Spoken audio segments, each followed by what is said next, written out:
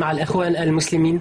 مجبرة لو اختارهم الشعب. أولا في السياسة ما فيش لا صداقات دايمة ولا عداوات دايمة، ولكن في مصالح دايمة. وأنا واثق من حاجة واحدة، أن الإخوان المسلمين لو انتخبوا ديمقراطيا فسيفوزون من المحيط إلى الخليج ومن البحر إلى النهر. فهي تجربة لا بد وأن ناخذها مثلما نجح الإسلاميون في تركيا وفي غيرها، ونجحوا ونهضوا بأممهم ونهضوا بشعوبهم نهضة عظيمة.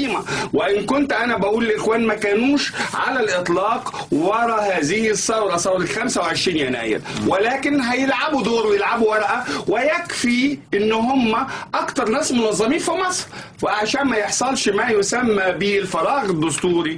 أنا بتخيل لو حدثت انتخابات بالفعل مراقبة دوليا سيفوز الإخوان بنسبة 90%، وأنا أول واحد سأصوت للإخوان، ليس اصطناعا رغم أن أنا علماني، ما السبب؟ رغم ان انا لايق. لما ستصوت للاخوان؟ لان الاخوان وانا اعلم عنهم تماما هؤلاء البشر قلبهم على مصلحه مصر، ناس بيساعدوا الفقير والمحتاج والمعوز، وعندهم حلول لاشياء كتيره. انا ضد التطرف الديني لا محاله، وهم ليسوا متطرفين لانهم معظمهم اساتذه طب واساتذه هندسه ومدنيين في المقام الاول. ولكن التمسك بالاسلام، بما ان الغرب يهاجم الاسلام يعني رغبنا في الاسلام. انا عندما يهاجم ديني وعقيدتي، وانا لم اكن حتى من هؤلاء الذين يرتدون المساجد، اصبحت ارتدي المساجد.